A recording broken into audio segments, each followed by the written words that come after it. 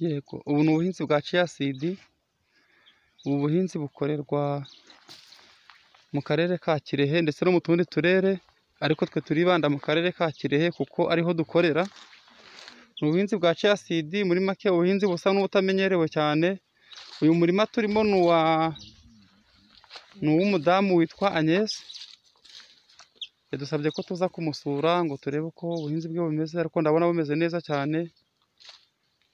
Nituza kumubona ari buze kugira icyo abatangariza, kugira ngo n'abashaka guhinga chia seed bajye bamenya ngo ibijya mbere ni ibihe. Ariko uko biri kose, nubwo ntaramubona, ninza kumubona hari byinshi aduhishiye, muraza kubyumva. Icyo nashaka kubabwira rero, izi chia seed zigeze mu gihe cyo kwera, ziri hafi gusarurwa. Urabona nk'izi ngizi zarahishije kandi amahundo ni meza. Rero iyo chia seed zikorewe hakiri kare, zikabagarwa, zigaterwa ku gihe, zigaterwa ku mirongo, zigahabwa intera hagati y'igihingwa n'ikindi, intera ya 50 hagati y'umurongo n'undi, ndetse na 40 hagati y'igihingwa n'ikindi, mu butaka bwiza nk'ubu ngubu bw'urubuye, zibasha gutanga umusaruro ufatika. Urabona ko hano zimeze neza cyane rwose, ndetse nta n'utabikunda cyane. Ubwo reka dukomeze tubereke. Dore nk'aha ngaha ihundo rya chia seed rishobora kuva kuri santimetero 35 kugera kuri 50 mu butaka bwiza. Dore nk'iri ngiri rifite santimetero hafi 40. Urabona ko umurima wose muri make umeze neza. Uyu mudamu rero witwa Agnes yahinze igice cya hegitari, ariko arateganya kuzakuramo ibiro hagati y'ibiro 400 ndetse n'ibiro 500, bitewe n'uko yabikoreye. Aha ngaha mubona ni mu murima wa chia seed, aho zabaye nziza cyane, ariko urabona ko umuyaga waje mu kuza, kubera kuba ndende n'iki, urazihuha ziragwa. Ubwo rero birasaba mu kindi gihe nituba duhinze tuzashiraho buffer zone tampo, ahantu nyine hakingira umuyaga chia seed zacu. Murabona ko ari nziza rwose. Nawe baze kuba warahinze igice cya hegitari ugakuraho ibiro 500, ikiro ku 3000, urumva ni 1,5 miliyoni. Ntabwo ayo mafaranga apfa kuyabona mu buhinzi ubwo aribwo bwose mu mezi 3 hano mu Rwanda. Ndabona Agnes yaje yatwegera tukagira icyo tumubaza, akatubwira ubuhinzi bwe, abantu bakabwumva neza. Ni ubuhinzi bwiza butanga amafaranga mu gihe gito, ubuhinzi bw'umwimerere, ni ubuhinzi bufite isoko, ni ubuhinzi wahinga.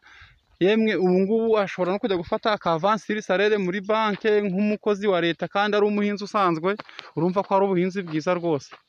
Tinya ubuhinzi umuhinzi ahinga akavuga ati nanjye sezitaha nzagura isambu yanjye bwite, ati nzagura n'amatungo. Agnes watwegera tukagira ibyo tukubaza. Agnes uraje, urakoze, waduhamagaye kare ngo tuze tugusure, turahageze. Ubuhinzi bwawe bwadushimishije, ndetse mugenzi wanjye hari ibibazo bimwe yagiye ambaza, kuri bibo ndamusubiza.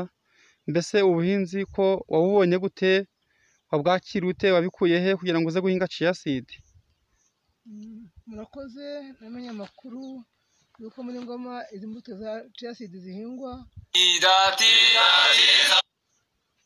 Nuko menya amakuru ko igahara hari umuntu muri w'igahara mu kagari ka Nyakagezi, hari umugabo ubisobanukiwe wagiye gusura muri Ngoma.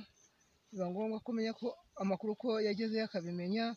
Twaje kuganira yambwira uko yabibonye, nanjye nifuza guhinga icyo gihingwa cya chia seed.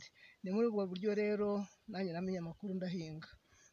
Nk'ubu ngubu aha twaharebye harimo imbuto nziza cyane. Mbese kuzikorera byagusabye iki, cyangwa se ubu ngubu bigusaba iki? Nabwo watubwiramo dukeya. Murakoze cyane. Guhinga chia seed ni ibintu bisanzwe, ariko nuko twagize ibihe bitari byiza. Hari twarahinze haba ibihe bike by'imvura, ariko izameze twabasha kuzikora mu gihe gikwiye, tubagarira igihe, tubagara kare. Nuko mu gihe gikwiye tugize umugisha imvura iragwa, tubona chia seed zibaye nziza. Muri urwo rwego twabihinzemo. Tutarakurekura ngo wenda ujye mu yindi mirimo, watubwira impamvu nyamukuru yatumye winjira mu gihingwa cya chia seed ndetse n'uko utekereza indi sezo zigiye gukurikiraho. Murakoze cyane kuba nahinze chia seed, nkareba uburyo ki ahari umusaruro umeze cyangwa se zimeze zitarasarurwa, numvise binejeje mfata umwanzuro y'uko nibishoboka nzongera ubuso bwo guhinga chia seed. Nsa nkaho nayahinze nk'igice cya hegitari, ariko nifuza kuzahinga hegitari nibishobokera neza.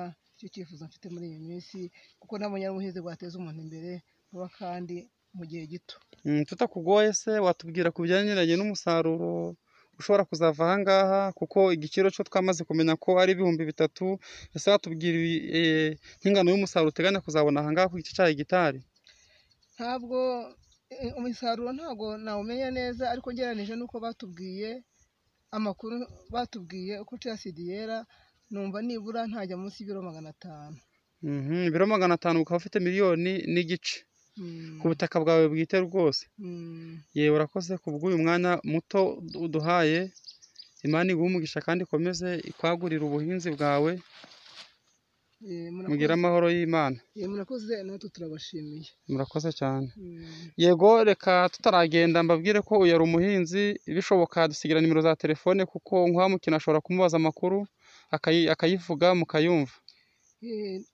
Nimero yanjye ya telefone ni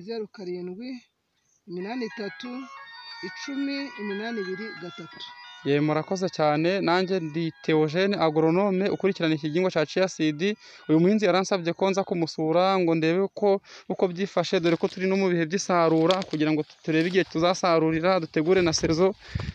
Murakoze kubadukurikirana, ibyiza biri imbere. Murakoze cyane.